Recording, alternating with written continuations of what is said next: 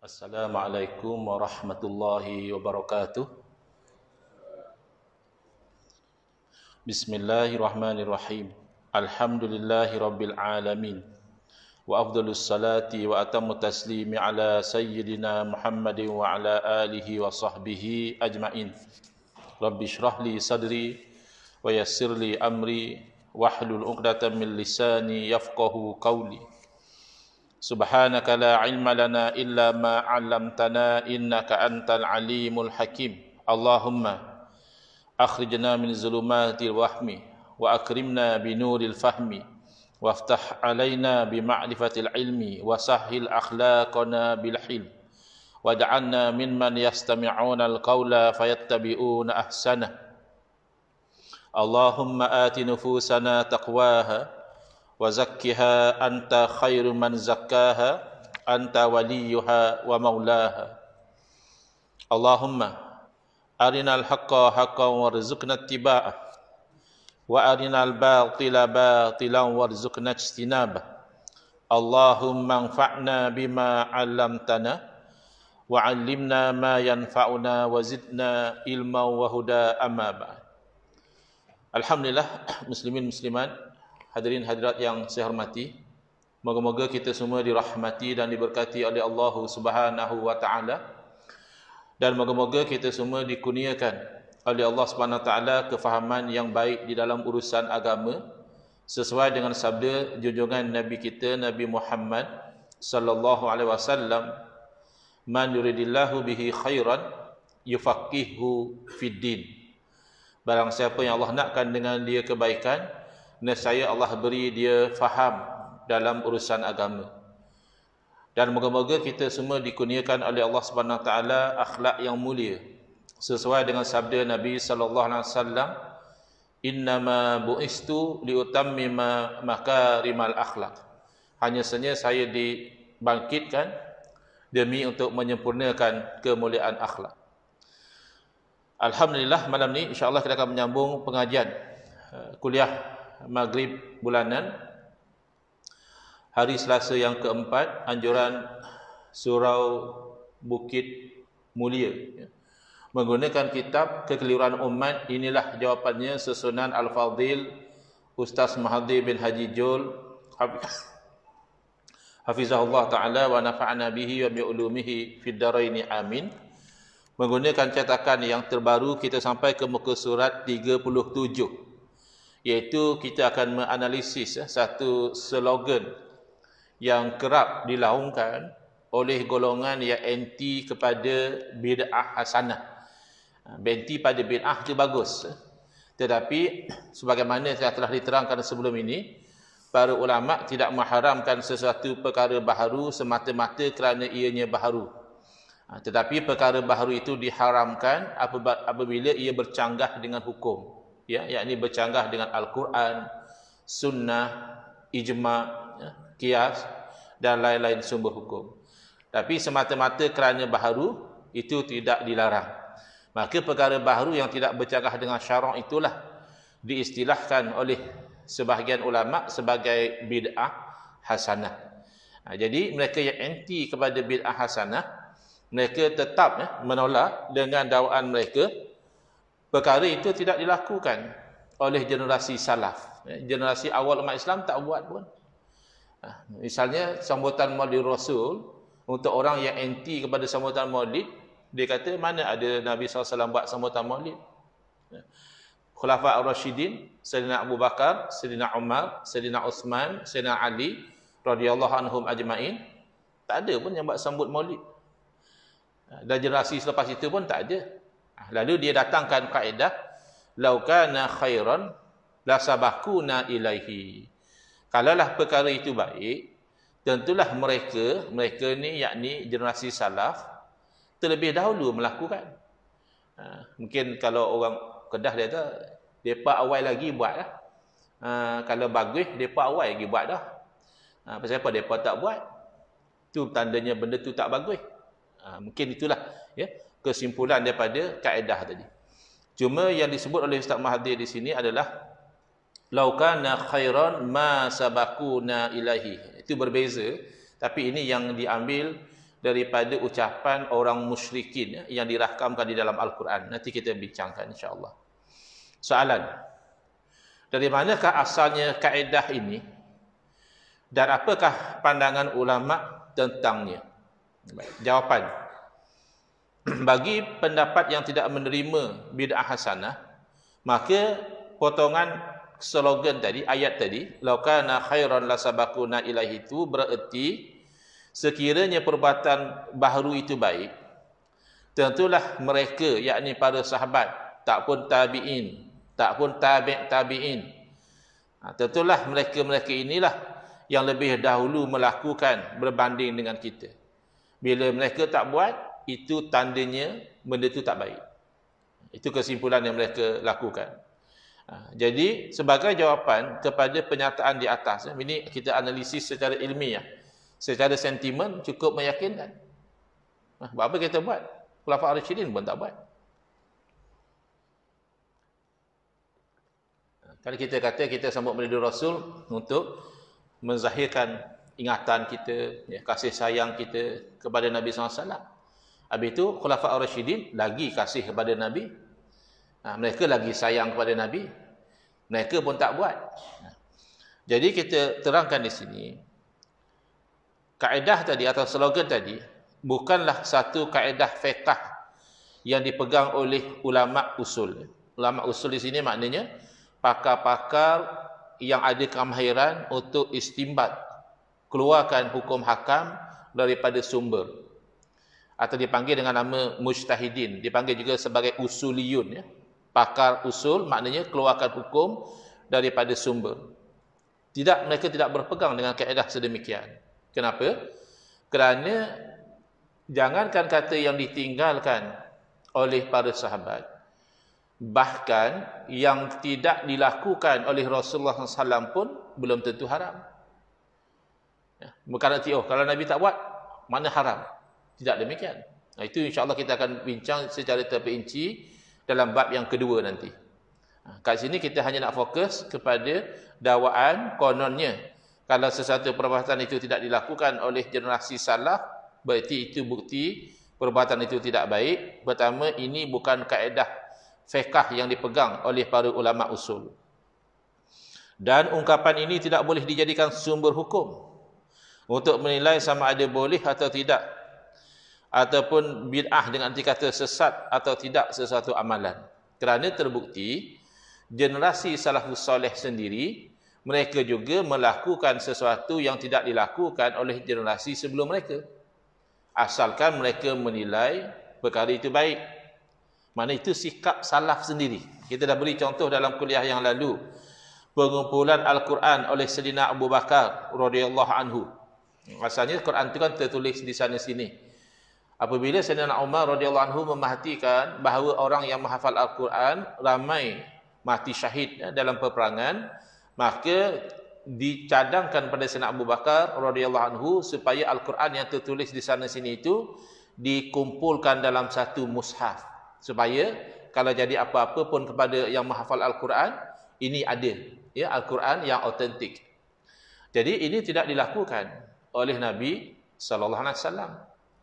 Berarti kalau nak pakai kaedah tadi, boleh kita kata, kalau kumpul Al-Quran ni baik, tentulah Nabi dah buat. Kenapa Nabi tak buat? Bahkan apabila idea itu asalnya dicadangkan oleh Sayyidina Umar, Sayyidina Abu Bakar asalnya tak nak buat. Sayyidina Abu Bakar keberatan nak buat. Apa alasan dia? Alasan dia kerana Nabi SAW tak buat. Jadi Sayyidina Abu Bakar ragu-ragu nak buat. Lalu dipujuk oleh Sayyidina Umar radhiyallahu anhu, beliau meyakinkan Sayyidina Abu Bakar, mengatakan huwa wallahi khair. Jadi cadangan saya tadi itu demi Allah, itu satu cadangan yang baik. Setelah diyakinkan bahawa perkara itu baik, barulah Sayyidina Abu Bakar bersetuju untuk melakukannya. Bukan Sayyidina Umar meyakinkan Sayyidina Abu Bakar kata perkara ini Nabi dah pernah buat. Sepatutnya kalau ikut teori, tak buat maknanya tak baik. Sayyidina Umar kena yakinkan, Nabi pernah buat. Tidak. Memadai Sayyidina Umar meyakinkan perkara yang Nabi SAW tak buat itu sebenarnya baik dari segi syarak. Sebab ia menjaga keaslian Al-Quran. Yang kedua, perintah salat tarawih. Ini saya laju-laju ya, sebab kita dah hurai dalam kuliah yang lalu. Di belakang seorang imam oleh Sayyidina Umar radhiyallahu anhu juga tidak dilakukan oleh Nabi SAW. Mana Sayyidina Umar tidak lihat Nabi tak buat. Tak. Sayyidina Umar tengok bahawa mengumpulkan orang ramai sembahyang di belakang seorang imam tu tidak bercanggah dengan syarak. Sayyidina Abdullah bin Mas'ud radhiyallahu anhu merubah lafaz tasyahud yang mana sebelum daripada kewafatan Nabi SAW dan selepas juga dibaca oleh para sahabat yang lain, Assalamu alayka ayyuhan nabi wa rahmatullahi wabarakatuh. Tetapi Sayyidina Abdullah bin Mas'ud setelah kewafatan Nabi SAW mengubah menjadi Assalamu ala nabi. Tak ada Assalamu alayka. Salam kata kamu tu diubah kepada Assalamu ala nabi sahaja. Walaupun ijtihad Sayyidina Abdullah bin Mas'ud ini tidak diamalkan oleh sahabat yang lain, tapi menunjukkan bahawa sikap para sahabat menerima perubahan yang tidak bercanggah dengan syarak. Demikian penulisan Al-Quran di zaman Sayyidina Uthman bin Affan radhiyallahu anhu, dan juga tambahan azan Jumaat juga di zaman Sayyidina Uthman. Kedua-duanya itu tidak dilakukan. Sebelum itu tidak dilakukan oleh Nabi SAW. Zaman Nabi SAW azan Jumaat sekali saja. Zaman Sayyidina Abu Bakar radhiyallahu anhu azan Jumaat juga satu kali. Zaman Sayyidina Umar radhiyallahu anhu azan Jumaat juga satu kali. Dan di awal-awal zaman Sayyidina Uthman bin Affan radhiyallahu anhu juga satu kali. Selepas itu beliau melakukan perubahan, tidak beliau berkatakan, azan dua kali ni Sayyidina Abu Bakar, Sayyidina Umar tak buat. Kalau baik, tentulah mereka dah buat. Beliau tidak berpegang dengan konsep itu. Bila melihat baik di zaman beliau, kerana di zaman beliau orang Islam sudah ramai yang tinggal jauh dari masjid. Kalau azan hanya sekali, iaitu ketika khatib dah naik atas mimbar, dibimbangi ramai yang tak sempat solat Jumaat. Sedangkan solat Jumaat tu wajib.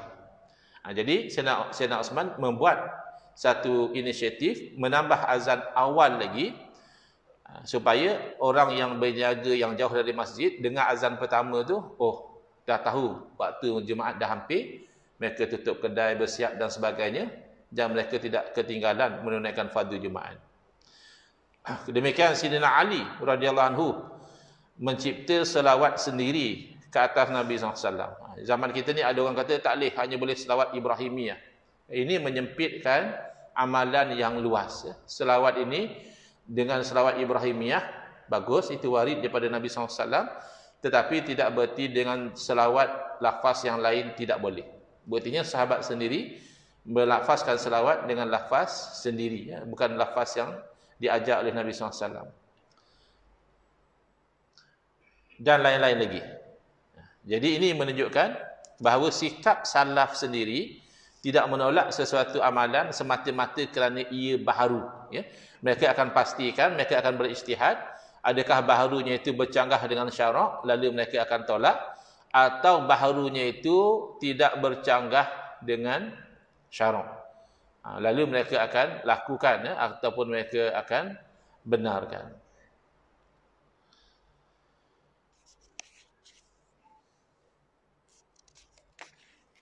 Bahkan kalau nak pakai kaedah yang sama, for the sake of argument, kan, mereka kata law kana khairan la sabaquna ilahi. Kalaulah satu perbuatan itu baik, nescaya generasi awal dah buat dulu. Generasi awal tak ada pun larang satu perkara kerana baharu. Kalaulah melarang sesuatu perkara itu kerana baharu itu baik, tentulah generasi salaf akan buat benda tu. Manakala kita nak guna logik yang sama. Kamu kata kalau benda itu baik, tentu generasi awal dah buat. Kita perhati tengok, generasi awal tidak ada pun melarang satu perkara hanya semata-mata kerana baharu. Bahkan mereka membuat perkara baharu yang pada ijtihad mereka baik. Maknanya kamu buat benda yang salaf tak buat. Dalam kamu berkaedah begitu, kamu pun tak ikut kaedah kamu. Kalau kita nak guna kaedah itulah, dia akan jadi kontradiktori dengan sikap mereka sendiri.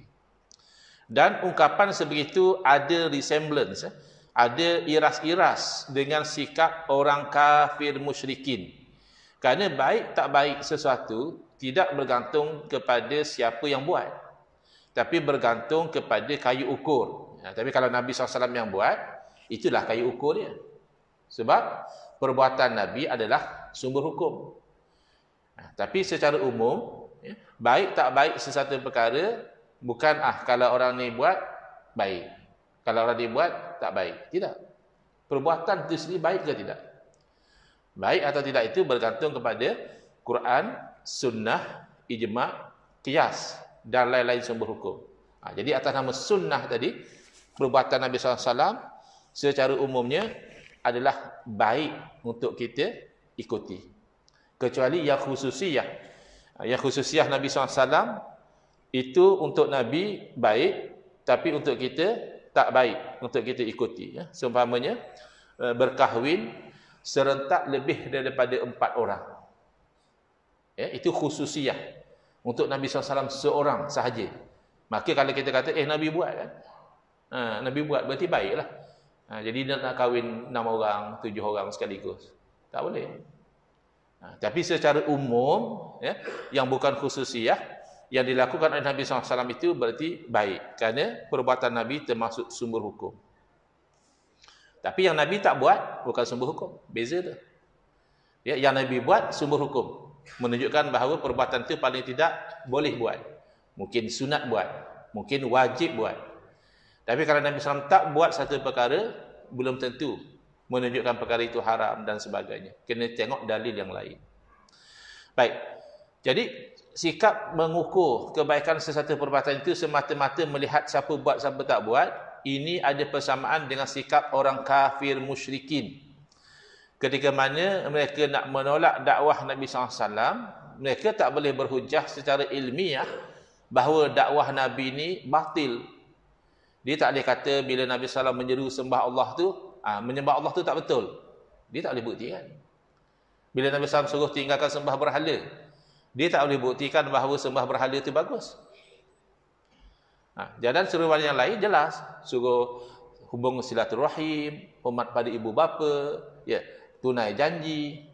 Jadi apa yang masalah dengan ajaran Nabi SAW ni sehingga kamu tolak, sehingga kamu degil tak nak beriman? Secara ilmiah tidak ada. Lalu maka resort kepada perception manipulation. Manipulasi persepsi, main persepsi. Secara ilmiah tak ada masalah. Tetapi secara persepsi apa yang mereka buat? Apabila ada orang-orang yang dari segi status sosialnya itu rendah memeluk agama Islam, mereka menjadikan itu sebagai isu. Iaitu ketika hamba wanita kepada Sayyidina Umar radhiyallahu anhu, hamba wanita yang bernama Zanin, memeluk agama Islam, orang musyrik jadikan itu isu. Dia kata, ini ayat Quran merakamkan sikap mereka. Wa qala alladhina kafaru lil ladzina amanu law kana khairam ma sabaquna ilaih. Berkatalah orang-orang kafir, mereka memperli kepada orang yang beriman, kalaulah ianya baik, kalaulah dakwah Nabi SAW itu bagus, kata dia, takkanlah geng-geng hamba ni yang masuk Islam dulu. Tentulah pemuka-pemuka macam kami. Bahasa dululah. Mungkin kalau bahasa zaman sekarang, takkanlah yang tak lepas SPM dulu. Tentulah yang ada PhD macam kami ni, yang korporat macam kami ni, yang educated macam kami ni. Ini SPM tak lepas. Macam tu sikap dia. Dia memberi persepsi buruk berdasarkan siapa yang buat. Dia tak tengok pada apa yang dipegang tadi. Kalau suluh pada apa yang dipegang, jelas dakwah Nabi SAW baik. Tetapi mereka tidak ada hujah, mereka manipulasikan persepsi, mereka menolak dakwah Nabi SAW semata-mata kerana ada hamba masuk Islam. Habis masa orang hebat masuk Islam, kenapa kamu tak tengok? Masa orang seperti Sayyidina Umar masuk Islam, tak kata menunjukkan itu betul. Ketika Sayyidina Hamzah masuk Islam, takkah menunjukkan itu betul? Sayyidina Abu Bakar masuk Islam, kenapa masa itu kamu tak tengok? Jadi perception manipulation macam ni tidak diterima secara ilmiah. Secara ilmiahnya dilihat isi dakwah Nabi SAW itu mengandungi kebenaran dan kebaikan. Jadi ayat ini tidak tepat digunakan sebagai dalil dalam menghukum sesuatu amalan. Kadang-kadang orang terkeliru, dia kata apa masalah? Quran sebut. Ya, Quran sebut. Tapi Quran sebut ni merakamkan sikap orang kafir. Bukan nak suruh kita ikut. Nak suruh jadikan benda tu sesuatu sempadan yang kita jangan ikut. Kadang-kadang dia petik kalam. Kalam tu kalam Fir'aun. Oh, kata dia Fir'aun yang kata. Oh ya, Fir'aun. Takkan nak ikut Fir'aun. Memang Quran yang rakamkan kata-kata tu, tapi kata-kata tu asalnya kata-kata Fir'aun. Tak kita jadikan sebagai dalil. Sama juga di sini. Memang laukana khairan ma sabakuna ilahi ini terakam dalam Al-Quran. Tapi merakamkan kata-kata orang musyrikin. Maka tidak sewajarnya kita jadikan sebagai sumber hukum. Baik. Sebagai tambahan, agama Islam ni dia bersifat syumul, komprehensif, dan dia bersifat sesuai untuk diamalkan sepanjang zaman. Berbeza dengan dakwaan golongan liberal. Golongan yang liberal, mereka kata agama Islam ni agama yang sudah ketinggalan zaman. Arkaik, sudah usang, dah tak relevan, ini agama purba dan sebagainya. Itu angan-angan fantasi golongan liberal dalam rangka mereka nak menghalalkan perkara yang haram.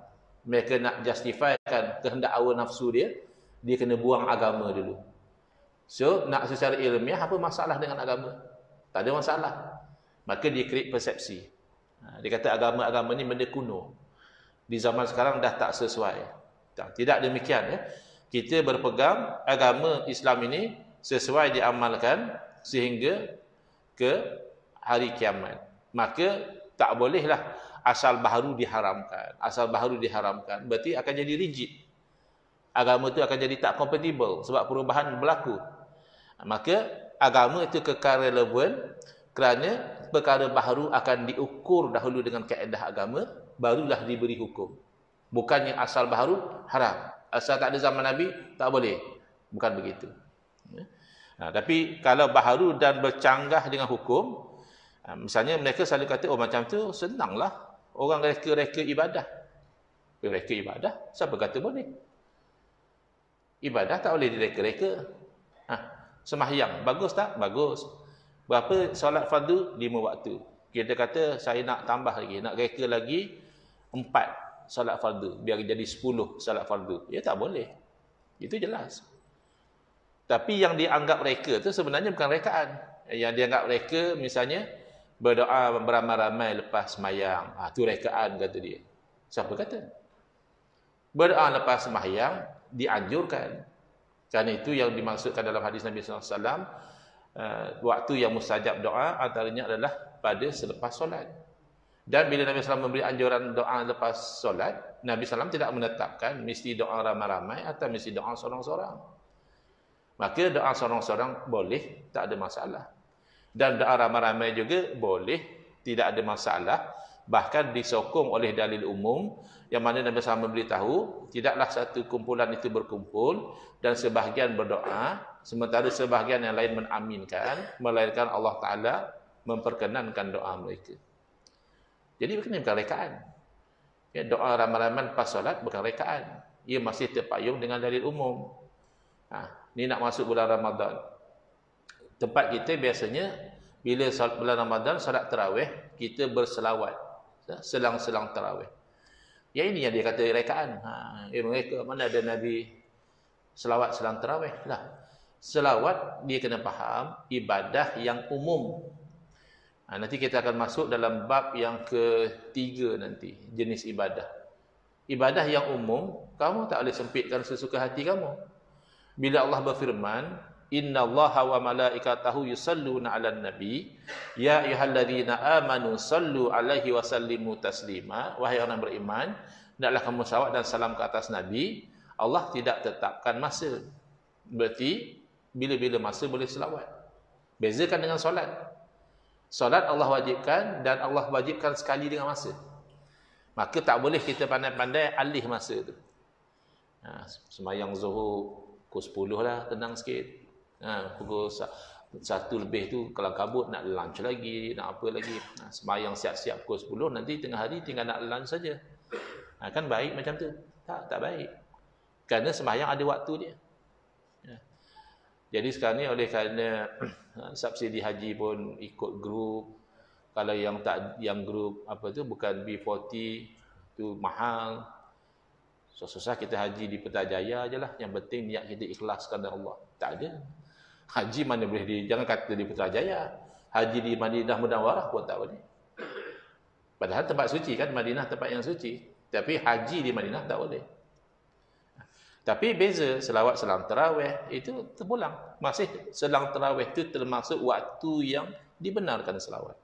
Bila tiba kamu nak kata, oh selang tarawih tak boleh selawat, kamu kena bawa dalil. Kamu yang berhukum tanpa dalil. Hati-hati ya. Ini kegagalan faham yang berlaku di zaman kita. Walaupun mungkin terpelajar, tapi kadang-kadang ilmu itu tidak dihubungi dengan faham. Itu bahaya. Ada ilmu, tapi tidak ada faham. Na'udzubillah. Jadi dalam Islam ada kaedah-kaedah atau prinsip-prinsip asas yang akan menjadi panduan, yang akan dirujuk bila berlaku satu perkara baharu yang tidak ada di zaman awal Islam, maka ulama akan ukur. Ini kembali pada kaedah apa ni? Oh, ini bercanggah dengan kaedah, tak boleh. Oh, ini masih terpayung dengan kaedah ini, maka ini boleh. Begitu ya, cermat ya. Saya bagi contoh misalnya. Kadang-kadang mereka tak faham istilah bid'ah. Kata dia, mazhab Syafi'i berkata bid'ah. Ya. Mazhab Syafi'i membahagikan bid'ah kepada 5 jenis hukum. Tak macam kamu. Kamu tu bila sebut bid'ah bagi kamu haram. Jadi, maka kamu tak boleh samakan bid'ah dalam mazhab Syafi'i dengan bid'ahnya kamu. Sebagai contoh, Imam Nawawi rahimahullah ta'ala bila ditanya tentang hukum bersalam lepas solat. Masa tu 2 solat lah. Solat subuh dengan solat asar. Masyarakat masa tu amalkan bersalam. Tapi di zaman kita ni, di tempat kita ni, saya rasa tak ada beza kan. Sembahyang apa pun, lepas sembahyang kita salam. Zuhur ke, ya. Tapi mungkin zaman tu sebab subuh dan asar ni dia tak ada ba'diyah. Kalau yang ada ba'diyah, mungkin mereka tak bersalam sebab mereka sibukkan diri dengan solat ba'diyah. Tetapi subuh dan asar mereka bersalam. Lalu ditanya kepada Imam Nawawi rahimahullah ta'ala, apa hukum bersalam lepas solat subuh dan asar? Kata Imam Nawawi rahimahullah ta'ala, bersalam ni bukan amalan salaf. Mana generasi awal tak buat. Apa artinya? Bid'ah lah. Benda baru. Tetapi Imam Nawawi rahimahullah ta'ala alim, faqih. Beliau faham bahawa bid'ah bukan hukum. Kita kena ingat ya. Bid'ah bukan hukum. Hukum ada 5. Wajib, sunat, harus, mubah, makruh, haram. Ini 5 hukum syarak yang taklifi. Bid'ah tak masuk. Jadi bila Imam Nawawi kata benda itu bid'ah, Imam Nawawi tahu bahawa itu bukan hukum. Nak tetapkan hukum kena tengok dalil. Jadi Imam Nawawi rahimahullah ta'ala bila cakap tentang dalil, Quran memang confirm lah, hadamlah dalam dada beliau. Dan hadis ratusan ribu yang beliau hafal sekali dengan status. Kita kena rujuk dulu aplikasi hadis ke, ya. Kena buka internet dulu baru kita tahu hadis ni riwayat siapa, sahih ke, dhaif ke. Imam Nawawi tidak. Maklumat itu memang ada dalam dada beliau. Beliau termasuk ulama mujtahid, ya, yang boleh berijtihad. Jadi Imam Nawawi dengan kealiman beliau, beliau tak jumpa dalil yang menyuruh bersalam selepas solat secara khusus. Dalil suruh bersalam ada. Bila berjumpa, kita bersalam. Dianjurkan bersalam. Itu ada. Tapi mana lepas solat? Lepas kamu solat jemaah, hendaklah kamu bersalaman. Tak ada dalil tu. Kalau ada, maka hukumnya mungkin wajib, mungkin sunat. Ya, sebab disuruh. Dan dalam masa yang sama juga, tidak ada dalil melarang. Misalnya ada dalil mengatakan, kalau kamu berjumpa dengan saudara kamu, hendaklah kamu bersalam, kecuali lepas solat, jangan salam. Tak ada dalil macam itu. Kalau ada, mungkin haram, mungkin makruh. Kerana dilarang. Yang larang secara umumnya ada 2 kemungkinan. Haram atau makruh.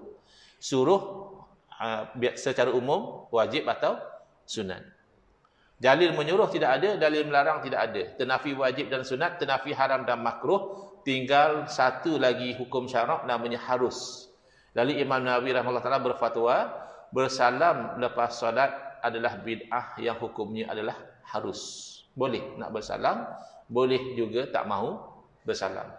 Itu cermat. Ya, ulama keluar hukum itu cermat. Bukan asal bid'ah haram, bukan begitu. Dan harusnya tadi itu kalau sebelum solat dah jumpa. Misalnya tuan-tuan datang ke surau awal, dah bersembang dah apa dah pun. Kemudian solat Oleh kerana dah biasa, lepas solat, salam. Itu yang harus. Adapun kalau memang masuk-masuk terus solat, tak jumpa pun, ya, terus solat, lepas solat baru jumpa, maka itu sunat. Kerana memang disunatkan bersalam bila pertama kali berjumpa. Ya. Tapi nak salam lagi sekali, itu harus. Ya, itu cara ulama menilai perkara baharu, ya.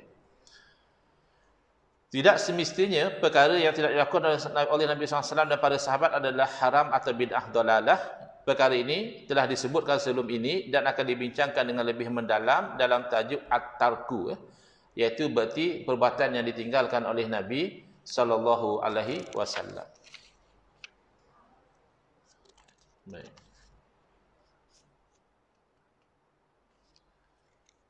Selesai topik tu. Kita akan pergi kepada hukum mengatakan bid'ah, yakni bid'ah yang sesat terhadap perkara-perkara khilafiyah ataupun perkara yang sabit dengan hadis dhaif. Ya. Sebelum kita pergi, ada sebarang soalan, tuan-tuan, kalau saya mampu jawab.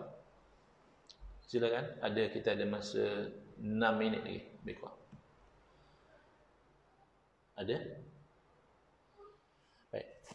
Kalau tak ada, saya masuk ke subtopik baru, ya. Apakah hukum mengatakan bid'ah? Maksudnya bid'ah yang sesat terhadap perkara-perkara khilafiyah, perkara yang ulama tak seia sekata. Kerana dalam menetapkan hukum ni, ada kalanya ulama sepakat. Semua ulama kata itulah hukum dia. Semua kata wajib. Contoh mudahlah, ya, sembahyang 5 waktu. Tak ada ulama yang kata tak wajib. Semua kata wajib. Contoh lagi, ya, minum arak, ya, berjudi, berzina, tak ada khilaf. Ya, semua ulama kata haram. Tapi ada juga perkara-perkara yang khilaf di kalangan ulama. Yang ni kata sunat, yang kata tidak. Ya, yang kata haram, yang kata tidak. Itu namanya khilafiyah. Tiba-tiba yang khilaf itu kita nak katakan bid'ah ataupun sesuatu amalan diamalkan sandaran dia hadis dhaif. Lalu kita kata, oh, ini sesat. Kita kata, ada hadis. Tak, tapi hadis itu dhaif.